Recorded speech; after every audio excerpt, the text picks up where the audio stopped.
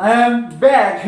পুনৰ এটি নতুন ভিডিঅ'লৈ মই আপোনালোকক স্বাগতম জনাইছো। একচুয়ালি কি হয় যেতিয়া মই ইউটিউব চেনেল ষ্টাৰ্ট কৰিছিলো তেতিয়া মই বঙাইগাঁৱত আছিলো কাৰণ মই বঙাইগাঁও আইটি ইলেক্ট্ৰিচিয়ান পঢ়ি আহিছো।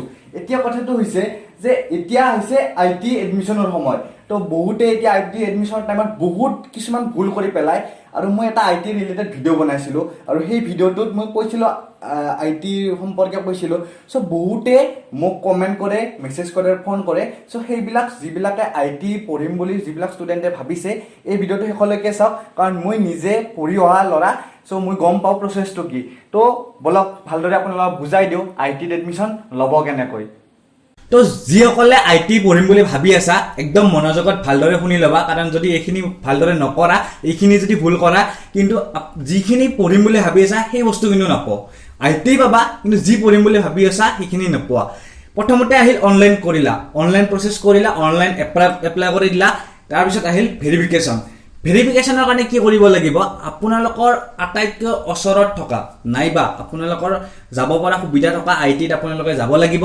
যিখিনি ডকুমেণ্ট ছাবমিট কৰিছ সেইবিলাক ডকুমেণ্ট তাতে শিক্ষক আছে তাতে তেওঁলোকে ভেৰিফাই কৰি দিব যে হয় এই ডকুমেণ্টছবিলাক অৰিজিনেল। ভেৰিফাই কৰিলা। নেক্সট প্ৰচেছ আহিব কাউন্সিলিং।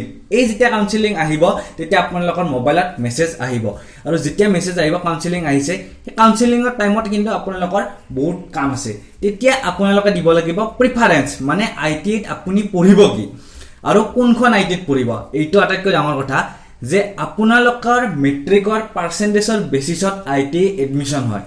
সেইকাৰণে আপোনালোকে কি কৰিব লাগিব তাতে প্ৰিফাৰেঞ্চ দিব লাগিব যে মই অমুক আইটিত পঢ়িম। ফৰ এক্সাম্পল চাওক যদি আপোনাৰ গুৱাহাটী আইটিত পঢ়িব ইচ্ছা আছে ঠিক আছে কিন্তু যদি আপুনি গুৱাহাটী আইটিত নাপায় তেনেহ'লে পঢ়িব ক'ত। যে যদি গুৱাহাটীত মনত ভাবিছে যে ছেকেণ্ড অপশ্যন ডিম্পু বৰাই যে কৈছে লাইফত ছেকেণ্ড অপশ্যন লাগে আইটিতো ছেকেণ্ড অপশ্যন দিব লাগিব যে যদি মই গুৱাহাটী আইটিআইত নাপাওঁ তেনেহ'লে মই পঢ়িম বঙাইগাঁও আইটিত।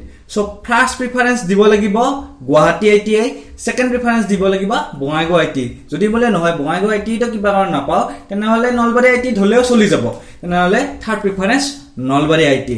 ঠিক তেনেদৰে ছাবজেক্ট চুজ কৰাৰ ক্ষেত্ৰতো ছেম প্ৰচেছ যে প্ৰথমে আপোনালোকে দিলে যে মই ইলেক্ট্ৰিচিয়ান পঢ়িম, দিলে ফাৰ্ষ্ট প্ৰিফাৰেঞ্চত ইলেক্ট্ৰিচিয়ান। কিন্তু মাথাত এটা ভাবিছে যদি মোৰ এইখিনি পাৰ্চেণ্টেজত যদি ইলেক্ট্ৰিচিয়ানত নাপাওঁ তেনেহ'লে পঢ়িম কি, তেনেহ'লে ছেকেণ্ড প্ৰিফাৰেঞ্চ আপোনালোকে দিলে ফিটাৰ, থাৰ্ড আপোনালোকে ধৰক দিলে ৱেল্ডাৰ। তো সেই বস্তুটো কৰিব লাগিব। তেতিয়া আপোনালোকৰ কি কৰিব যদি আপোনাৰ পাৰ্চেণ্টেজ ৱাইজ সেই স্কুলখনত সেই ছাবজেক্টটো আপোনাৰ মিলে সেইখন আইটিত তেনেহ'লে আপোনালোকে সেইটোত পাব। কিন্তু যদি পাৰ্চেণ্টেজ অলপ কম থাকে তেনেহ'লে সেই পাৰ্চেণ্টেজত হয়তো সেইটো ছাবজেক্ট নাপালে আপোনাৰ ছেকেণ্ড প্ৰিফাৰেঞ্চৰ ছাবজেক্টটো আপোনাক দিব চাব। তো এনেকুৱা ধৰণে আইটিৰ এডমিশ্যনটো হয়। কিন্তু বহুতে নাজানে আইটিৰ কোৰ্চ কিমান আছে। আইটিৰ কোৰ্চত মই কওঁ মেইনলি কোৰ্চ কেইটামান। ইলেক্ট্ৰিচিয়ান আছে য'ত লাইটৰ কাম পঢ়ায়, ফিটাৰ আছে য'ত মানে আপোনাৰ ফিটিঙৰ কাম চলে মানে এইবিলাক লোহা চহা ঘঁহিব লাগে, বহুত ধুনীয়া কাম, ৰেলৱেত জব বেছিকৈ ওলায় ফিটাৰৰ। 3 নম্বৰতে আছে MMV আছে য'ত মটৰ মানে তাতে আপোনাৰ গাড়ী ভাল কৰা মেকানিক, গাড়ী ভাল কৰা। তাৰপিছত আছে মেকানিক ডিজেল আছে, ৱেল্ডাৰ আছে, ৱায়াৰমেন আছে, তাৰপিছত ICTCM আছে, কম্পিউটাৰ আছে, বিউটিচিয়ান আছে, ষ্টেনোগ্ৰাফি আছে।